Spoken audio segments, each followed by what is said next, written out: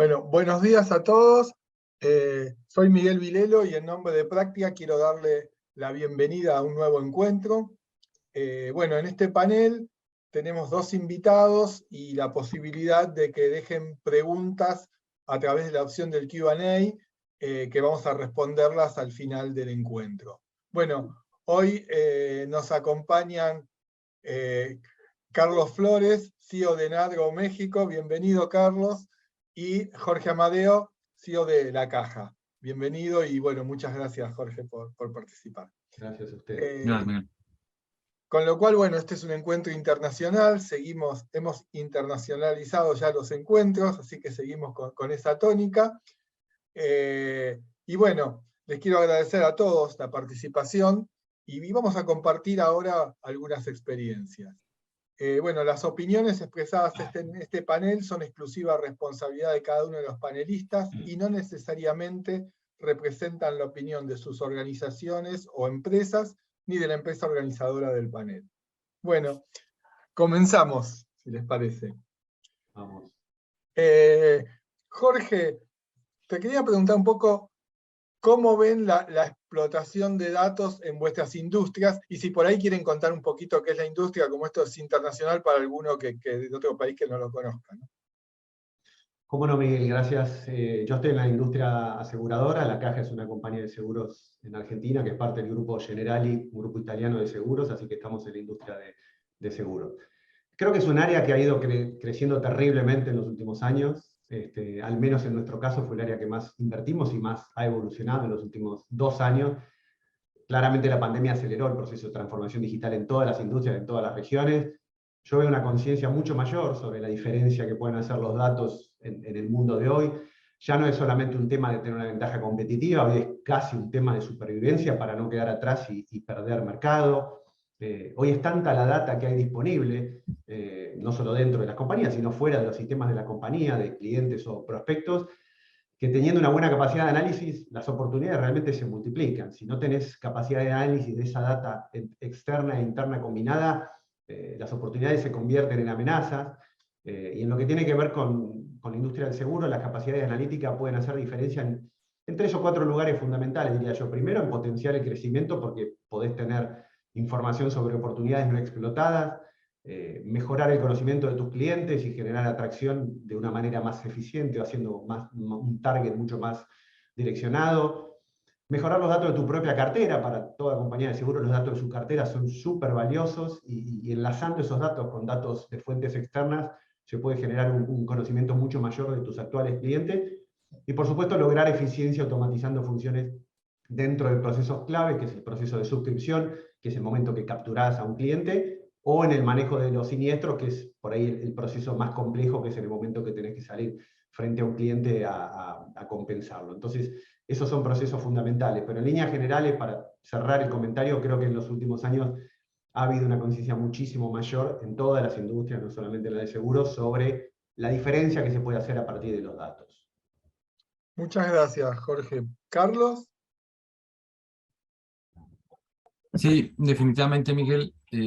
Nosotros no hemos invertido tanto, pero es una de las áreas más sensibles en las que hemos, por lo menos en lo que va de este año y el anterior, creado una estructura específica para los datos, ¿no? Tanto del lado de sistemas como para el lado del negocio. Eso ha sido también importante, porque muchas veces nos enfocamos solamente en las herramientas, en la parte técnica, pero si no hay del otro lado del negocio alguien que lo esté capturando, que lo esté retando, vemos que es insuficiente, ¿no? Nos quedamos con la mitad de la película.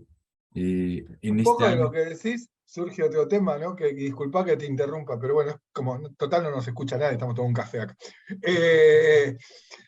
Es como un cambio cultural, ¿no? Porque con las herramientas solas no hacemos nada. Si no cambia la cultura de la organización, no vamos a lograr hacer nada, ¿no?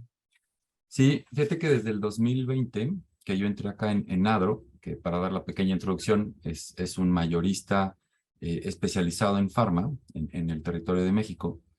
Desde el 2020 estamos insistiendo en crear esa cultura de data driven, ¿no? De tomar cualquier decisión basada en datos, y nos quedamos ahí. Pero este año yo le agregué el pedacito de decision taking, ¿no? O sea, si tenemos la data y hacemos análisis, qué bueno, pero ¿cómo vamos a cambiar nuestro día a día? ¿Qué es lo que realmente nos va a ayudar en ser más ágiles, ser más eficientes, ser menos burocráticos?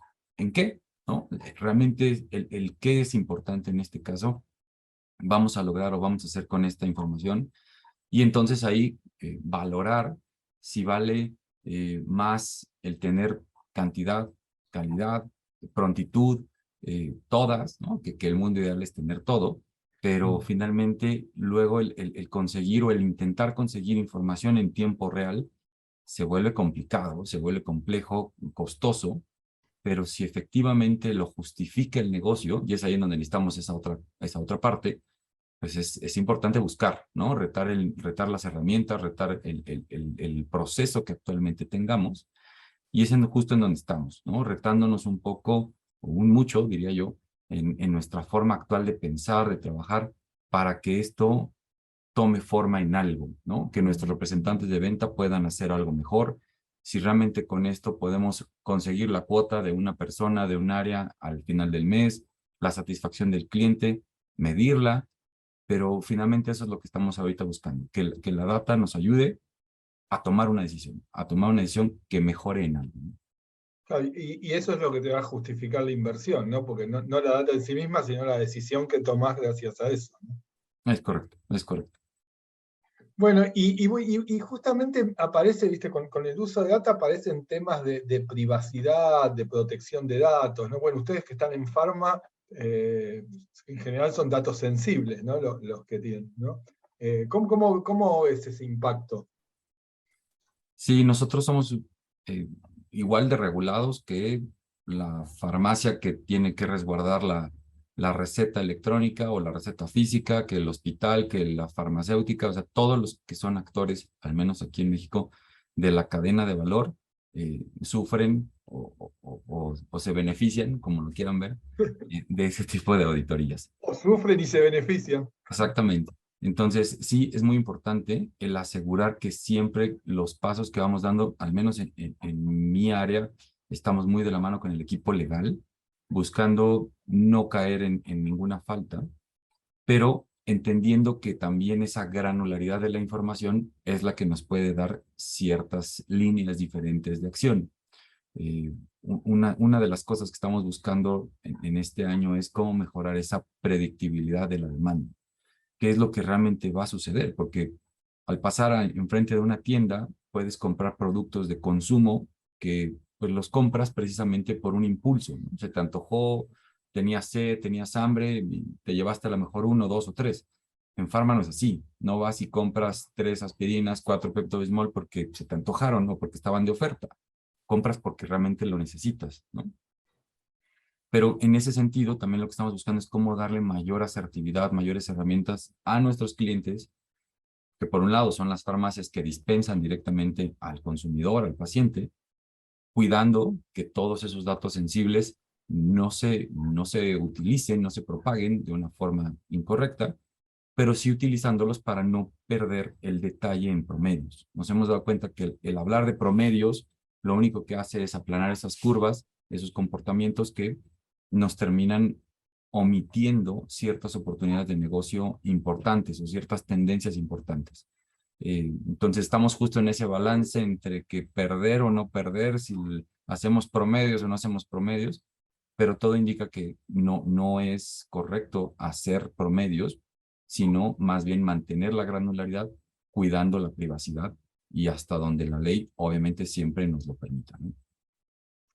Muchas gracias, Carlos. Jorge.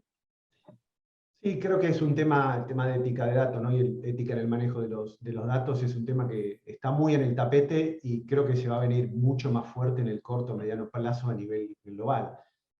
Todas las compañías tenemos una responsabilidad muy grande en términos de proteger los datos personales de los clientes, de no utilizarlos de una manera sesgada, de garantizar que estén protegidos.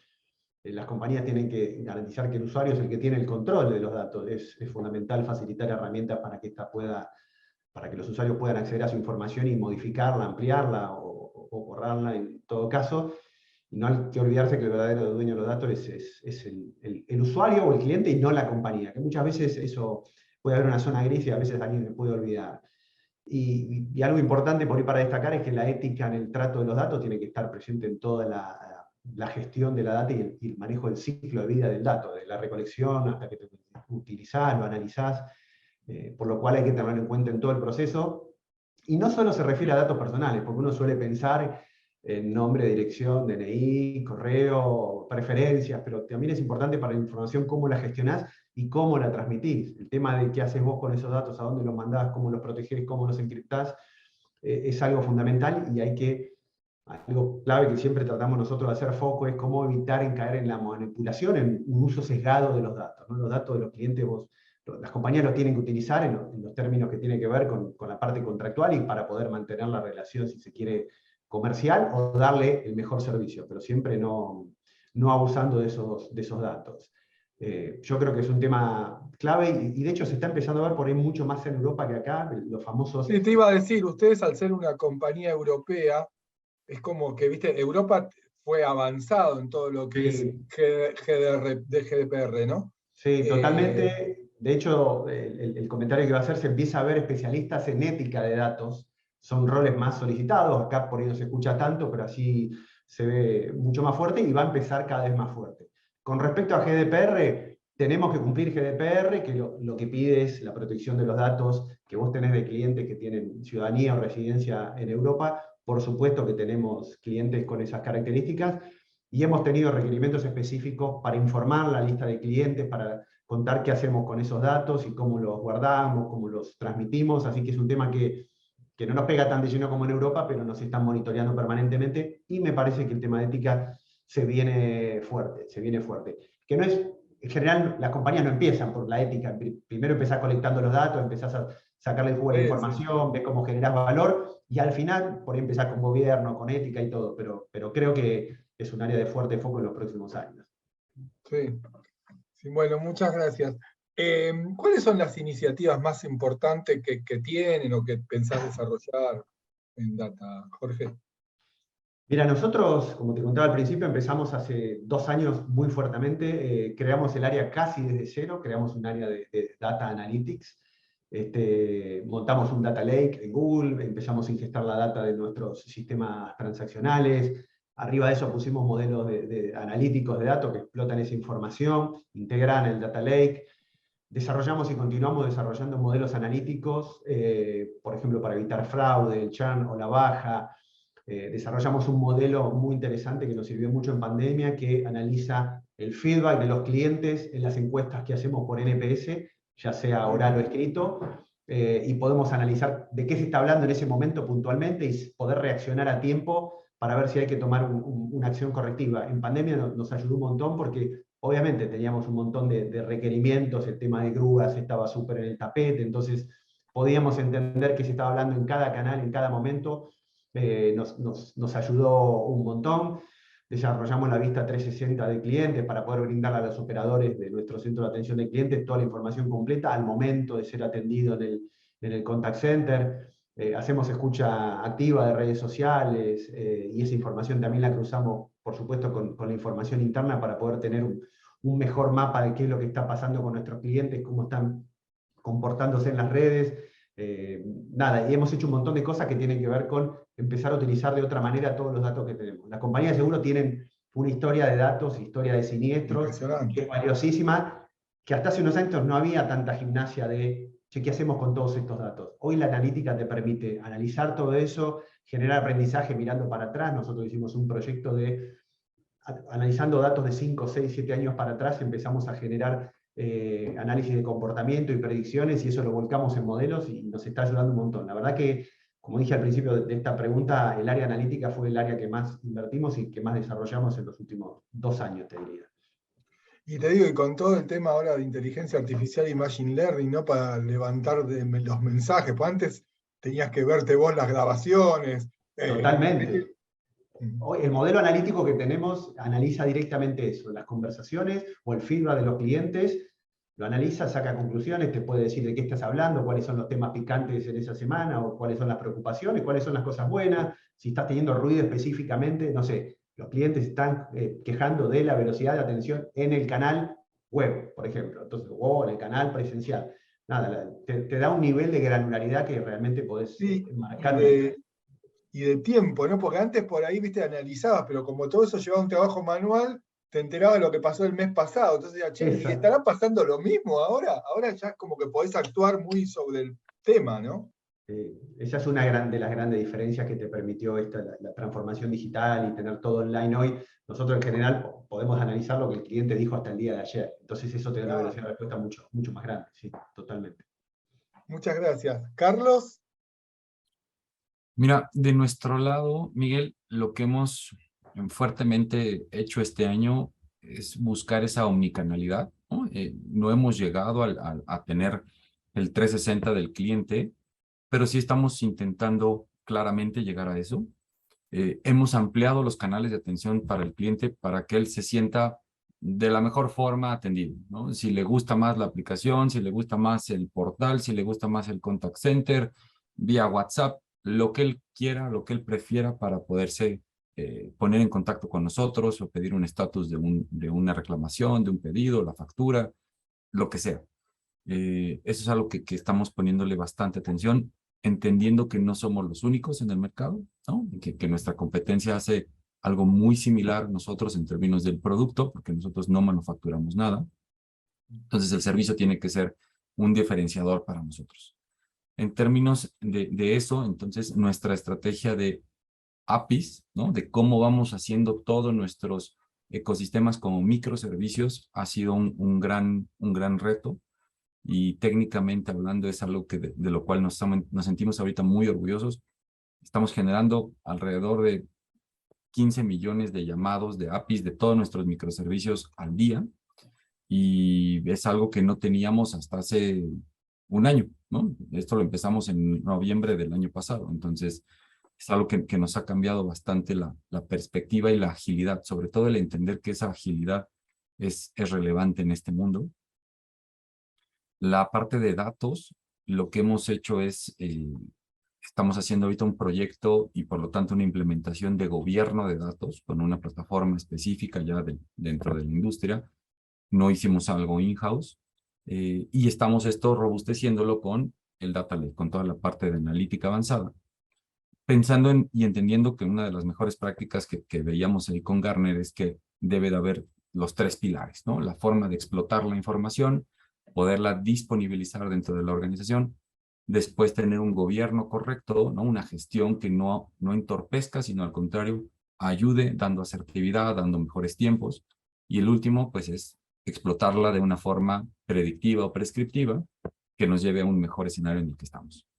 Básicamente han sido como que las tres grandes áreas en donde este año como prioridades nos hemos metido, entendiendo que el servicio hacia el cliente es importante, pero también la data y poderla capturar y poderla procesar nos ayuda bastante. En el modelo B2B, para nosotros el tener la información tal vez 2, 3 días con desfase no es tan problemático, no es algo Por eso tan... depende del negocio, ¿no? Eso depende del Exactamente. tipo de negocio. No toda la información la necesitas tener en el momento. Alguna es para el momento, hay otra que puede ser diferida, ¿no? Tampoco es como que a veces sobreabundamos, ¿no? Si, che, quiero todo ya, no, eso te va a costar más y no lo vas a repagar. Exactamente, es lo que hemos visto, ¿no? Al final, para nosotros, el poder tener información del día anterior nos costaría muchísimo más que el esperar 3, 4 días, cuando en realidad las tendencias de consumo pueden amortizarse perfectamente. Entonces, sí, nosotros identificamos esos casos en donde vale la pena tenerlo o no vale la pena tenerlo en tiempo real, porque en realidad no va a haber un proceso, no va a haber una persona o un área que tome una decisión en el momento y que eso cambie alguna tendencia, que Claro, creo revierta. que ahí pasa, ¿no? El tema que lo importante es poder actuar oportunamente, ¿no? Y oportunamente a veces necesitas información de hace 2 segundos y a veces necesitas información de hace un mes, qué sé yo, depende de lo que hagas. Es correcto. Nosotros nos basamos mucho, por ejemplo, de calificadoras que nos dicen en la industria qué porcentajes, qué productos son los que se van moviendo. Y naturalmente por el servicio de ellos, hay desfases luego hasta de 40 días, 50 días. Hace 2 semanas, semana y media, recibimos la información de agosto. Entonces, la información del 1 de agosto apenas me llegó el 20 de septiembre. Bueno, es algo con lo que la industria ha aprendido a vivir, ha hecho algunas cosas, pero hemos buscado paliativos para no esperar 40 días, 50 días a saber qué pasó el 1 de agosto. Entonces, eso sí lo hemos nosotros con nuestras propias herramientas o algunas otras fuentes de información buscado cómo minimizar o cómo poder tener alguna información más pronta, pero datos oficiales terminan llegando hasta 40, 50 días después, en el caso más extremo. Bárbaro, muchas gracias. Vos hablaste al principio, Carlos, de que tenían, digamos, o por lo menos yo te entendí, que tenían como un CDO del lado del negocio y también un área de tecnología que obviamente es responsable de generar los datos de gobierno. ¿Podés ahondar un poquito en eso? En realidad, el Chief Data Officer está de nuestro lado, Ah, de tu lado. reporta conmigo, pero del lado del negocio está su contraparte, que sin tener ese mismo nivel, ¿no? Es responsable de crear esas estrategias con los datos. Entonces, del lado del negocio tenemos la parte de inteligencia de mercado, que ellos precisamente son los que están en relación con estas calificadoras o con algunos clientes, buscando permanentemente cómo capturar más información, cómo cruzar más información, y nosotros no exclusivamente estamos viendo términos de infraestructura, de performance, de las herramientas, también complementamos con algunas ideas, pero hay esa contraparte. Y en esa dupla es en donde hemos visto que se generan las mejores ideas. Definitivamente el proceso nació inicialmente de sistemas, ¿no? De nuestra área. Y pues íbamos medio solos y hablábamos de cosas que parecían muy sexys y todos nos decían sí, sí, sí, sí. Pero al momento de empezar a trabajar, nadie tenía tiempo, nadie nos ponía atención, nadie probaba las cosas, porque no era su función, ¿no? Porque estaban más acostumbrados al Excel, en donde le movían, le bajaban y hacían lo que quieran, y siempre llegaban al número que ellos querían, coincidentemente. Ahora ya con herramientas, estandarizando un poco más, poniendo ciertos procesos, bueno, ya hay una sola fuente de información, una sola fuente de la verdad, y teniendo ahora sí a la contraparte, pues bueno, cambia un poco el diálogo, porque entonces ya no es cómo me quitaste flexibilidad, porque ya no estás manejando un Excel, sino cómo me ayudas a procesar más información y llegar a nuevos insights. Entonces, eso es lo que ha cambiado culturalmente hablando en los últimos meses. Yo te diría en los últimos 6 meses, eso ha ido evolucionando afortunadamente muy bien. Y entonces estamos ahora ya metiéndoles indicadores mucho más precisos, más adecuados, más asertivos a la fuerza de ventas para que sepan cómo van con sus cuotas, si están llegando o no, cómo deberían de ir por el día del mes, qué productos son los que se están quedando a lo mejor un poco rezagados, qué productos son los que en esa área se deberían de estar desplazando de una mejor forma, porque es lo que nos dijeron, ¿no? O es lo que nosotros vimos en los últimos análisis. Obviamente trabajando siempre temas de estacionalidad, porque no es lo mismo las enfermedades de ahorita temporada fría, al menos en México, que ya empiezan a cuando es verano. Entonces, ese tipo de cosas son las que ya culturalmente hablando estamos viendo que empiezan a cambiar, se empiezan a mover diferente. No hemos llegado al fin, por supuesto que no. Más bien esto es un proceso continuo y que lo que estamos buscando es que se sumen más áreas y entonces cada vez evitar la tentación de decir, bueno, yo tengo mi propia base de datos o yo soy muy bueno para hacer macros y entonces hago lo que yo quiero solo y muestro resultados o muestro cosas que pueden ir diametralmente diferente con alguna estrategia o con algún indicador. Eso es lo que realmente hemos ido haciendo en esa dupla. Yo tengo una empresa donde trabajaba antes, decíamos que si que la suma de los resultados de cada área era como el triple del resultado general de la empresa, ¿no? En general todos se computaban una parte. Entonces, Exactamente. Exactamente. y eso es lo que hay que evitar, ¿no?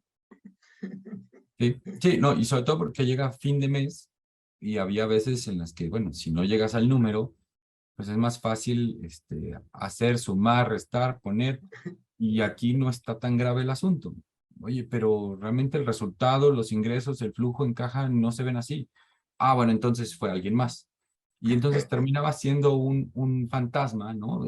Empezaba a rastrear las cosas cuando en realidad pues, no tendría por qué ser así, ¿no? Sí, es más fácil decir, bueno, acá tengo la verdad, me ocupo de resolverla, que empezar.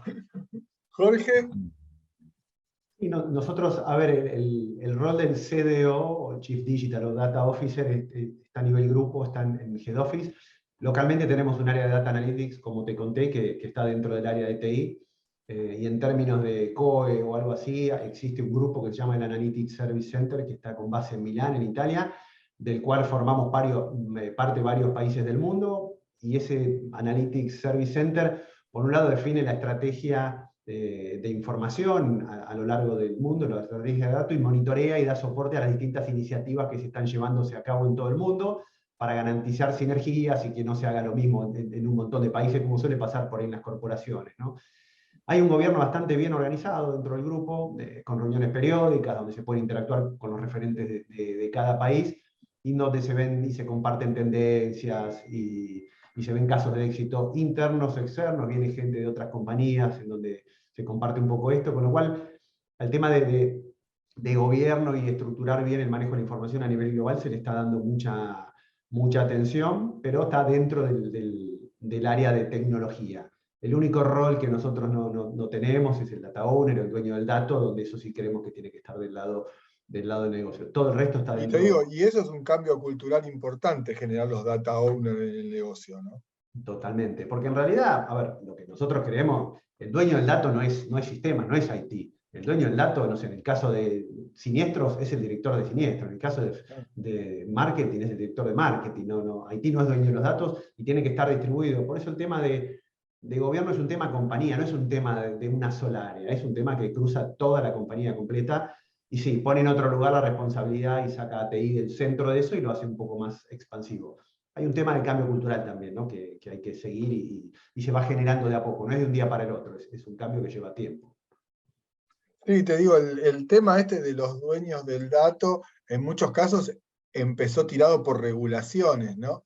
Porque Totalmente. todos pensaban siempre, el dueño de datos es sistema, ¿no? El sistema te lo resguarda, pero lo que hay ahí Totalmente. adentro lo sabes vos. Y si tenés que dejar que acceda a alguien, lo tenés que saber vos, porque Claro. el sistema Y hay un está... trabajo en la administración y en cuidar el dato a lo largo de la compañía. Hay todo un trabajo para hacer. Claro, Sí tiene una responsabilidad técnica, pero como dijiste bien vos, el dueño del dato es el que dice quién puede acceder, para qué, durante cuánto tiempo, y si otorgo ese permiso o no. Haití es un ejecutor en ese sentido. Y es una claro. responsabilidad grande, y el área de gobierno de datos, que nosotros la estamos creando en este momento, porque, como te decía antes, el tema de ética, de gobierno, uno no suele empezar por ahí. En general empezás teniendo datos y después ves qué haces con eso. Pero la verdad es un tema enorme y de años y un cambio cultural gigante porque hay una responsabilidad muy grande para todas las compañías. Así que el tema del ownership o ser dueño de los datos es un tema que es crítico en todas las compañías.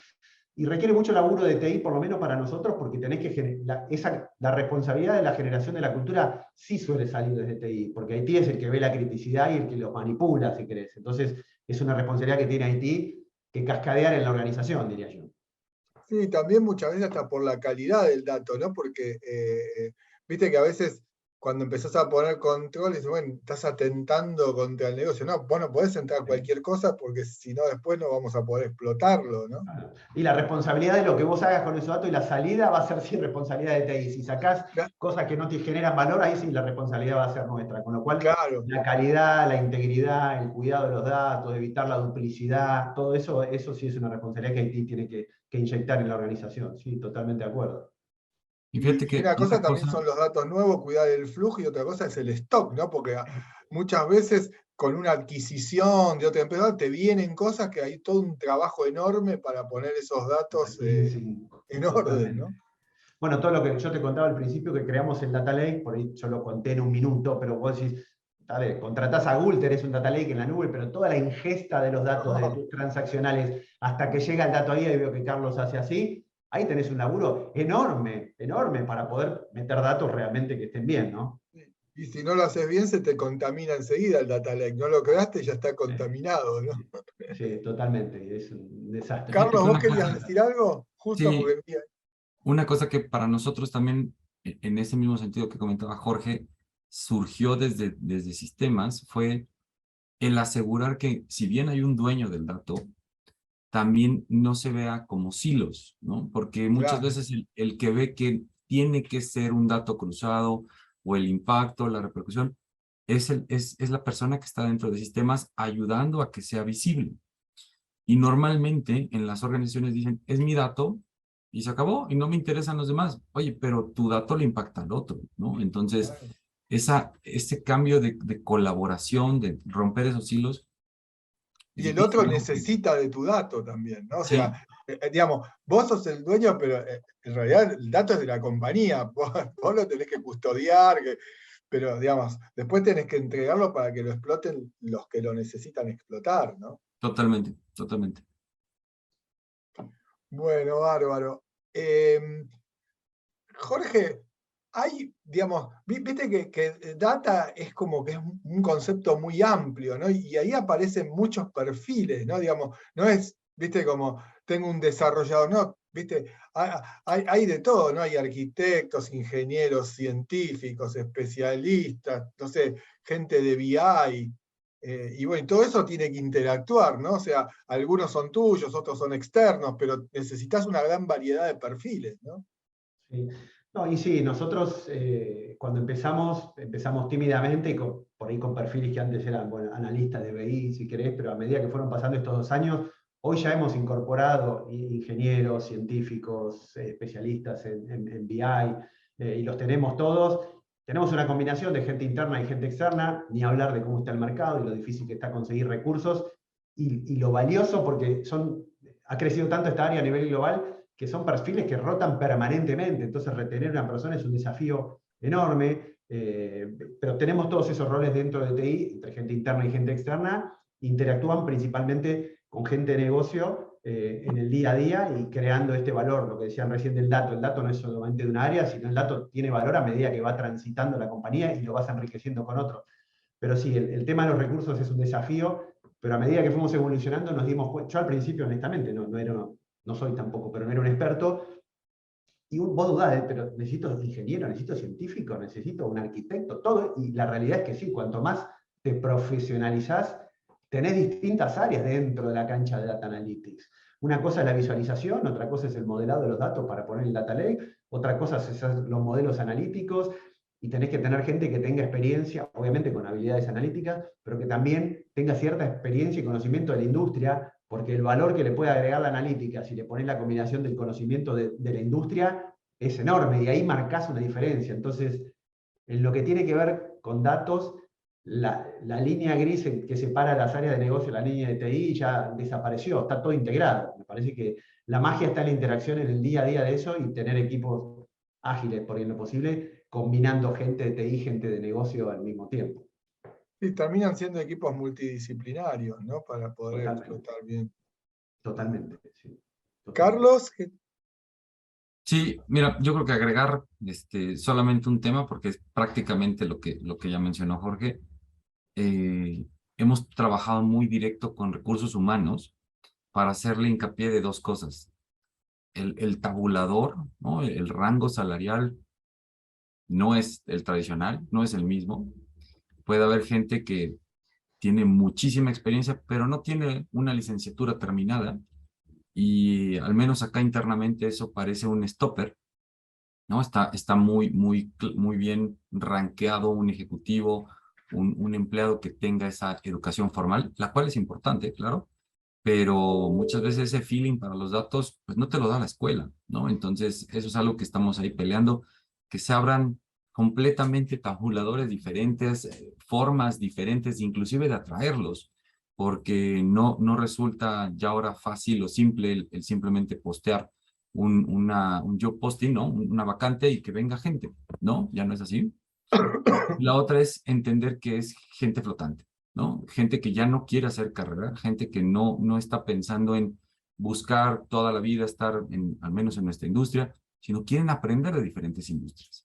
Y entonces en esa riqueza también ellos, pues su perfil lo van haciendo cada vez más interesante y más complejo. Entonces es algo que nos ha costado mucho. Tenemos todavía una vacante, por ejemplo, el jefe de los científicos de datos. Llevamos todo el año, ¿no? Llevamos prácticamente 9 meses y hemos entrevistado a 20 personas y de esas 14, 15 no nos han gustado porque las seguimos buscando de la forma tradicional. Seguimos pensando, seguimos queriendo el mismo empleado de siempre, con las mismas credenciales de siempre. Y los otros 4 o 5, pues como hemos sido no tan ágiles, pues ya cuando estamos interesados ya se han ido, ¿no? Entonces, el resultado es que no lo tenemos. Pasa siempre. Y Sí, bueno, el mecanismo tradicional de reclutamiento no funciona. Viste, en nuestra época vos tenías una entrevista, te llamaban a las 2 semanas, tenías otra entrevista, y bueno, era el proceso y estábamos acostumbrados. Hoy en día tienen tantas ofertas en paralelo que si no contestás rápido, se fueron. sí, No, y es un desafío, yo lo que veo es un desafío incluso hasta para las áreas de recursos humanos ¿Sí? internas de las compañías, para que puedan seguir el paso, porque realmente, por más que tengan toda la voluntad de cambiar y todo, como decía Carlos, la metodología tradicional de selección de gente no va. Entonces, nosotros tratamos de estar, por lo menos en estas posiciones, en una búsqueda permanente, y como sabemos que la gente rota mucho, si estaba buscando uno y encontraste 3, que es difícil, y contratá los 3, porque alguno se va a ir en el corto plazo, va a pasar. Y eso al principio era todo un mito con recursos humanos, diciendo, no, pero pará, que el perfil que hay que ver, no le pongamos tantos peros porque no vamos a poder entregar lo que tenemos que entregar como producto para construir. Y aparte la persona se va a ir igual. Hace poco nos pasó la semana pasada, nos contaba recursos humanos que cada vez que se va una persona hace una entrevista de salida, para entender por qué se va la gente, para mejorar en el proceso, ¿no? Y uno de los chicos jóvenes, nos contaba un gerente de recursos humanos, le decía, pero ¿por qué les preocupa tanto que la gente se vaya? Nos vamos a ir igual, le decía. Tarde o temprano, y tarde o temprano puede ser 6 meses, 1 año y medio, no, 20 años, Sí, ¿no? sí, Nos vamos a ir sí. igual, no se preocupen porque nos vayamos, porque hay otro que va a venir. Y es todo un cambio de mentalidad, ¿no? Es difícil escucharlo, pero es así, pasa. Mm. Sí, sí, es un mundo dinámico y que va a seguir siendo dinámico. O sea, no es algo pasajero que se va a estabilizar. Bueno, tenemos que pasar, viste, como fue año 2000, que hubo un pico No, y no, después. No es eso. No, llegó no. para quedarse. ¿sí? Y si le agregas el tema de, al menos en nuestra organización, el 80-85% de las posiciones de staff estamos remotos ya, aunque Sí. estaba el corporativo y ahí seguirá, pero ya no vamos, ¿no? O sea, yo voy 2 veces al mes, 1 vez al mes a la oficina. Y han habido clientes, empresas con las que trabajamos que ya el hecho de que estén inclusive en la misma región, en el mismo país, ya lo rompieron, ¿no? Entonces, ya no es algo que físicamente tenga que ser un stopper. Y cuando yo se lo comenté a Recursos Humanos, nos dijeron, ¿pero cómo? ¿Están contratando gente de otro país? Sí, ¿quieres? Te los presento para que te cuenten qué hicieron, ¿no? Entonces, creo que también el tema cultural con recursos humanos para cambiar y hacer mucho más ágil en este caso, la entrega de resultados para las otras áreas, eh, también es algo que nos debe de preocupar, también es algo que nos debe de ocupar. Sí, y ahí se suma un tema que por ahí no tiene que ver con data, que es más general, pero que es eh, cómo fidelizás a la gente cuando es una pantalla, ¿no? Cuando el tipo no fue nunca no va nunca a tu oficina, cuando, digamos, el cambio entre una empresa y otra es cambiar de pantalla, ¿no? No es, no se da esa, viste, que antes que te tomaba un café, que hablabas, que es como distinto, ¿no? Y se pierden un poco esos espacios, ¿no? Ahora, por ejemplo, yo me subo y si a las 13, y si a las 13:01 ya no vino alguien, estoy como histérico, cuando antes esperaba 15 minutos, hablabas con uno, tomabas un café. Sí, la fidelización es un tema clave y me parece que es como un trabajo adicional que antes no existía para las compañías y para los equipos. Cómo garantizar que la gente tenga, como decimos acá, camiseta, que esté enganchada, sentido de pertenencia, que formes ese espíritu de equipo, porque la virtualidad tiene eso, que atenta contra, yo siempre digo mismo, el contacto físico, el ver, el oler, el estar cerca, el ver el lenguaje corporal, acorta un montón la distancia. Entonces, nosotros estamos 4 veces por semana en home y 1 vez por semana en office, en general, en el departamento de TI. Entonces, buscamos espacios formales o excusas formales para que la gente venga a la oficina a interactuar, a generar lazos. Entonces, ahora estamos, por ejemplo, no sé, todos los jueves invitamos al que quiera venir, porque no es obligatorio, a desayunar. Y hacemos entre las 9:30 y las 10:30 de la mañana, se juntan acá los que quieren a desayunar y a charlar de los temas que sean. El mes que viene vamos a cambiar los días, por si alguno no puede los jueves, que venga los miércoles. Y buscamos espacios de interacción para eso, para generar camiseta, para generar pertenencia, porque si no va a ser muy difícil que la gente quiera quedarse en una compañía si es solamente por el proyecto en el que está trabajando. Cuando termine eso lo vas a perder indefectiblemente. Entonces, y esto es un tema que he leído, todas las compañías, incluso los Google de la vida, los Apple de la vida, todas tienen el mismo problema, y no importa en el país que estén. ¿Cómo generás ese sentido de pertenencia más allá del trabajo y el salario en sí? Sí, sí, y en algunas se extiende al cliente, ¿no? Porque vos lo querés atender mucho virtualmente, pero para algunas cosas vos querés estar con el cliente, ¿no? Y también en algunos casos se pierde eso, ¿no? Totalmente, totalmente, totalmente. Sí, sí, totalmente. Bueno, nos fuimos medio al pasto con esto, pero bárbaro. Te seguimos, Miguel, nosotros te seguimos. Sí, sí, sí, sí, sí, sí. Bueno, retomamos, vamos a entrar de nuevo en ruta. Sí, dale. No, tienen el rol del Data Cities en el que se genera, digamos, sus propios informes, y eso también a veces es una solución para esto, para los temas de talento, ¿no? Algunos usuarios especializados que, digamos, usando los datos que tecnología les prepara, son como autosuficientes. No sé si tienen esos perfiles o quieren desarrollarlos. Carlos, ¿querés Sí, arrancar vos? mira, en nuestro caso, con el Data Lake, lo que estamos buscando es permitir ese autoservicio. Ese es el service. Eh, definitivamente no va a ser para todos, porque entonces ahora vamos a caer a la otra tentación, ¿no? De regresar al mundo de los Exceles, al mundo de mi propio masajeo, y es algo de lo que venimos medio normalizando.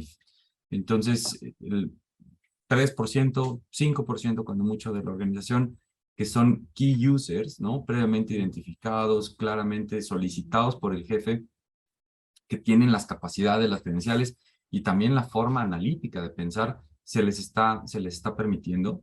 Y el otro 90 y tantos % de la compañía lo que va a hacer es consumir ya no los tableros estáticos, ¿no? Los reportes impresos o en PDF o algo, sino tableros dinámicos, tableros hechos. Nosotros utilizamos Power BI y ClickView, ClickSense como herramientas para que ellos puedan también jugar. Entonces, sí hay esa flexibilidad, dijéramos, porque no es la parte estática de antes, pero ya son tableros predefinidos, ¿no? Entonces, en donde ellos pueden hacer y actuar. Y lo que queremos pensar, o lo que hemos diseñado, es que ese porcentaje, ese grupo selecto de 3-5%, pudiera llegar a un máximo de un 10, no más. No va a ser algo que se le dé a toda la organización, porque entonces todos se van a volver con la tentación de querer manipular los datos, pues, científicos de datos, y nadie va a actuar, ¿no? Entonces todo el mundo se va a pasar ahora haciendo análisis, y es justo lo que no queremos. Queremos también que haya mucha acción, que haya cosas dirigidas, que sean algunos lineamientos que se permitan simplemente permear, que lleguen directamente a todos los niveles de la organización, y evitar también la dispersión. Entonces, es algo que queremos solo para un grupo selecto. Igual te digo, si hablas de un 5 o 10% es un número importante, digamos, comparado cuando vos tenías a alguien de sistema que le generaba tableritos o informes para cada uno, ¿no? O sea, la potencia de eso es grande, ¿no? Sí, pero bueno, nosotros teníamos un área de TI antes enfocada a Business Intelligence, solo de 3 personas, para atender a un universo de 5,000. Entonces, solamente con la velocidad de 3, conforme fueran saliendo los reportes, los tableros, era inviable, ¿no? Completamente. Ahora tenemos entre empleados y consultoría cerca de 40 personas que están maquilando, que están ideando, que están haciendo, y adicionarle a nuestra contraparte, que es de Business Intelligence, bueno, estamos ya cerca de los 60. Entonces, no debiera de pasar, ahora sí, ya dentro de los 5,000 de ese universo, del 3%, porque entonces se va a volver un mundo, y esto pudiera tender también al mismo desorden del que queremos escapar, que es los exceles, ¿no? Bárbaro. Jorge. Sí, coincido con Carlos. No tenemos nosotros el rol de data citizen, así como se lo define, pero sí van surgiendo naturalmente dentro de cada área, que siempre hubo, digo, pero por ahí se van, si querés, profesionalizando, usuarios que tienen habilidades de manejo y o generación de información que realmente aportan mucho valor. Y eso va en línea con el tema de, a nosotros nos gusta machacar acá, con democratizar el uso y la explotación de la información dentro de la compañía. sistemas OTI tiene que proveer el gobierno, herramientas, metodología, información estratégica. Digo, la información estratégica de gestión de la compañía hay que garantizar el gobierno y la generación. Pero el valor que pueden aportar los datos va más allá de TI, con lo cual esos roles juegan un papel clave dentro de las compañías. Nosotros sí generamos por ahí proveemos herramientas de generación de información que llamamos operacional. No queremos los Exceles dando vuelta por la compañía, pero sí le damos una herramienta un poco más evolucionada para que ellos puedan generar sus propios informes, reportes, dashboards y todo, y incluso métricas propias de gestión. Sí creo que la magia está, el valor agregado está en expandir esto alrededor de la organización, con lo cual no es un tema solo de IT. No tenemos el rol de Data Citizen, pero sí que hay especialistas dentro de las áreas, y coincido con el porcentaje, incluso más. Creo que cada área tiene 2 o 3 personas que ya confían, la dirección de esa área confía en esa gente para manejar la información de su área. Sí, totalmente. Sí, en algunos casos, ahora se habla de data mesh, ¿no? Que esa gente provee información que usan otras áreas, porque como yo soy el especialista en eso, la genero, ya también la pongo a disposición para otras áreas, ¿no? Totalmente. Sí, Ahora, ese problema del data mesh para nosotros es grandísimo, ¿no? O venimos escapando de eso porque precisamente era cómo masajeabas la información y la disponibilizabas 3, 4 días después, cuando ya no era tan relevante. Entonces, es justo lo que queremos evitar, que ese masajeo, ese data mesh, tome tanto tiempo, porque ahora ya lo estamos haciendo nosotros con poder de cómputo en la nube, y ahí sí, ya es cuestión de minutos, de forma automatizada, para que cuando la consuman tengan la certeza. Le estamos colocando ahí, por ejemplo, la notita de esta actualización está a tal momento, tal hora, tal día, y entonces tengan esa seguridad, esa confianza de cuándo es la foto que están tomando. Porque pues, al final es eso lo que estamos mostrando, una foto y no una película, porque no estamos alimentando dato por dato, sino con ciertos momentos, ciertas cadencias. Bárbaro. Bueno, les digo, veo que se sumaron algunos más, así que les digo a los que se sumaron que pueden hacer preguntas por el Q&A, que ya en unos pocos minutos vamos a estar respondiendo, porque aunque parezca mentira, nos voló el tiempo. Un tema, ¿cuáles son las áreas que más consumen información dentro de sus organizaciones? Carlos. Mira, por la naturaleza de nuestro negocio, los que más consumen son comercial y compras o abastecimientos. Mirá vos. Ah, claro, por el tipo de negocio que tienen. Sí, comercial, obviamente para buscar acuerdos con los clientes, influenciarlos, asesorarlos, y estamos pasando de ese perfil de solamente llegar y captar la demanda, ahora influenciar un poco también esa demanda, ¿no? Saber qué es lo que tenemos en inventario, porque bueno, la pandemia, desgraciadamente, al menos en las cadenas de suministro de las farmacéuticas, no ha acabado. Siguen habiendo faltantes de productos en alguna planta del mundo, muchísimo mayores a los que se venían manejando hasta antes del 2020. Antes eran cerca del 10, 15% los faltantes que existían, y ahora estamos sobre los 35, 40%. Entonces es importante asesorar al cliente, oye, no tengo este producto, pero hay este otro. A lo mejor en este caso los doctores, siguen recomendando un producto por el principio activo, y eso es lo que nosotros estamos intentando asesorar para cuando la molécula, el principio activo sigue siendo el mismo, pero no lo hay en él. Y la parte de compras o abastecimientos es justo el otro gran consumidor, porque tiene que estar viendo ahí sí, a nivel no solamente país, sino global, qué es lo que está pasando, ¿no? Si es que hay algún laboratorio que se está quedando muy corto en sus niveles de servicio, en su fill rate, pues entonces empezar a buscar otro tipo de alianzas o sinergias en el entendido de a lo mejor anticipar compras para que en su cadena de suministro del proveedor, pues toma meses que se fabrique algún producto en algún otro lugar, y entonces ir avisando, oye, te quiero ir anticipando esto, ¿no? Entonces es un tema de logística bastante complejo, en donde lo que estamos viendo es que ellos son uno de los principales, o tal vez los principales, que debemos de asesorar y que debemos de influenciar para que tengan el contexto completo, no solo inclusive de la industria a nivel país, ¿no? Muchas gracias, Carlos. Jorge. En nuestro caso, donde más hemos evolucionado y las áreas más consumidoras actualmente son la inteligencia de negocio, marketing y comercial, digamos. Nosotros tenemos una particularidad, el negocio principal de la caja es autos, seguro de autos. Sí. Y las pólizas son mensuales, si bien te cubre el año, pero vos podés bajarte la póliza o subirte mes a mes. Entonces es un desafío porque todos los meses tenemos mucha venta y tenemos muchos clientes también que se van. Entonces, el día a día de qué auto estamos vendiendo más, qué modelo, cómo estamos en precio, cómo está la competencia, qué canal está vendiendo más, de qué se está hablando. Entonces, inteligencia de negocio y comercial es fundamental. Y ahora estamos haciendo mucho foco en el área de siniestros, porque como dije antes, es el área probablemente más estratégica, porque donde sale el dinero de una compañía de seguro es por el área de siniestros, por el pago de los siniestros, con lo cual el análisis de por dónde está viniendo la siniestralidad, cuánto es el costo de los repuestos. Imagínate en el escenario de inflación que tiene Argentina ahora, el balance para poder compensar los precios con lo que vos vendés versus lo que pagás, lo que suben los precios de los repuestos, la indisponibilidad de los repuestos, es realmente el día a es día. complejo y lo tenés que hacer día a día ahora.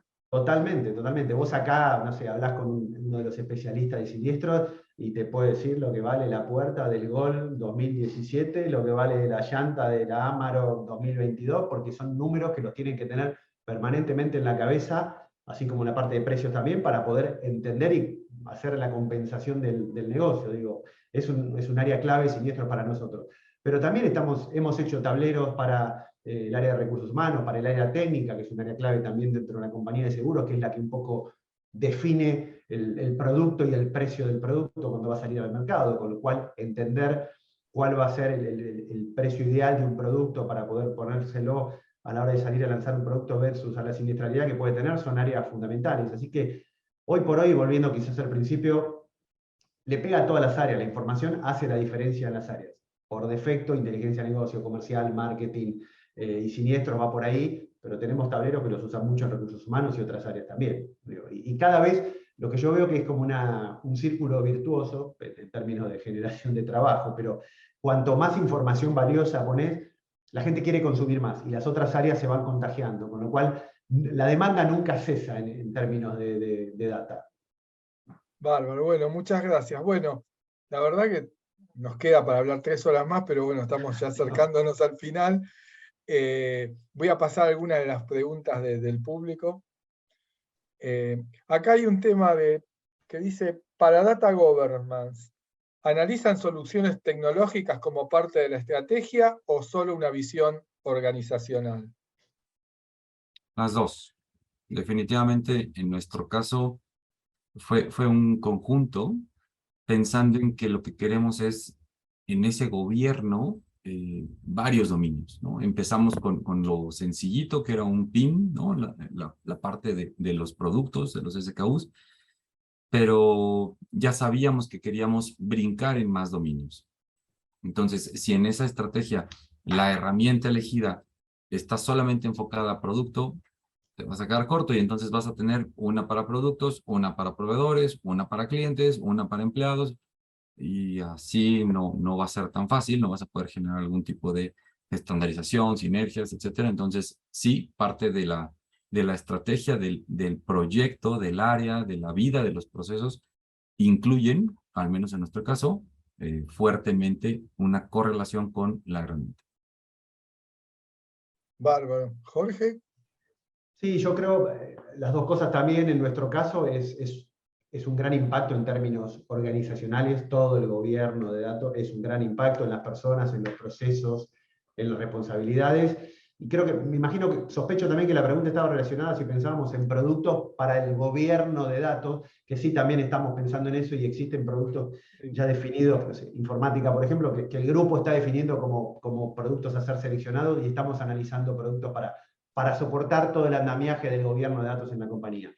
No es solo el producto, son los procesos y las responsabilidades en la gente, pero estamos pensando en las dos cosas. Otra vez, es un viaje de 2 años, si se quiere, ¿no? 2, 3 años, no es un tema de 6 meses. Sí. Vale. Bueno, y acá ya estamos muy sobre la hora, voy a hacer una más. Acá José Teruzzi nos pregunta cómo se puede medir el retorno de la inversión del gobierno de datos. Es una pregunta difícil porque... Esa está buena, ¿eh? Y José hizo varias preguntas, ya veo que... A sí, ver, sí. te respondo, es difícil medirlo, pero si yo, pensando en voz alta, como solemos decir acá, yo podría pensar cuál es el impacto si no tenés gobierno del dato. ¿Qué pasa si Sí. tenés una fuga del dato? ¿Qué pasa si tenés una demanda por haber perdido datos personales de un cliente? Y eso seguramente voltea cualquier negocio. Hoy por hoy el impacto de la fuga de datos de una compañía no se puede medir, porque te pega en la reputación, te pega en la imagen, te pega en el branding como empleador. Digo, es enorme. No te puedo dar una respuesta en cantidad de millones de dólares, pero seguramente el impacto de una pérdida de datos o un mal gobierno de datos es enorme, es gigante. Es mucho mayor de lo que gastás en gobernar, seguro. Sin duda, sin duda, sin duda, sin duda, porque si hay un problema, multiplica. De hecho, estudiando un poco hace un tiempo en términos de productos de ciberseguridad y de cubrir riesgos de fuga de información y todo, hay mucha especialización en Inglaterra sobre estos temas y es muy difícil medir el impacto que una compañía puede tener por la pérdida de datos. Y en general los productos de seguro que cubren problemas de fuga de datos están más orientados a poner disponible de la compañía, si se quiere, víctima de la pérdida de datos como consecuencia del seguro, poner, no sé, X millones de dólares para manejar el tema de medios y de contingencia legales en los medios, que para reponer el daño, porque es casi inmedible. Vos no podés saber cuál es el impacto que vas a tener. Entonces los productos de seguro están orientados a, bueno, no sé, tenés 2 millones de dólares y te ponemos un equipo de comunicaciones para manejar la crisis mediática, si querés que puede ser. Pero no compensar el daño, porque no está claro cómo evaluarlo. No sé si lo dejé contento a José con la respuesta, pero... Sí, sí, pero muy claro. Carlos, no sé si querés agregar algo y ya vamos cerrando. Pues nosotros lo que intentamos hacer fue hoy los requerimientos que suceden, ¿no? Medirlos, entonces toman en promedio 16, 17 días.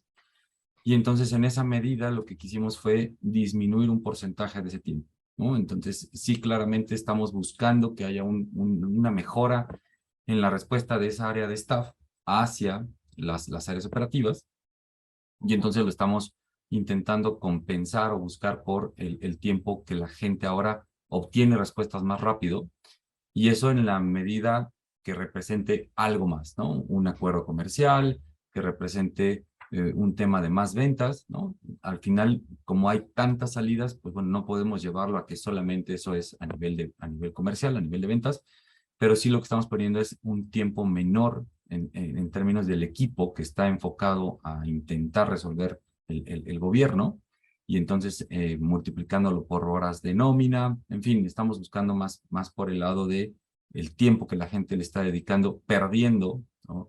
Porque no es invirtiendo, es perdiendo el tiempo porque cada vez es diferente, ¿no? La búsqueda de algún dato, y ahora al hacerlo estandarizado y mucho más visual, pues debe de ser más rápido, ¿no? Bueno, estamos cerrando, tratamos de respetar el horario porque todos sabemos que en general se buquean 1 hora para esto. Así que muchas gracias a todos los participantes. Jorge, Carlos, infinitas gracias por su participación. La verdad que estuvo súper entretenido y se me voló el tiempo como si, no sé, parece que hace 10 minutos arrancamos. Es el moderador, es el moderador. Exactamente. No, la hicieron fácil para el moderador. Bueno, muchas Gracias a gracias ustedes. y hasta la próxima a todos. Que esté muy bien, gracias.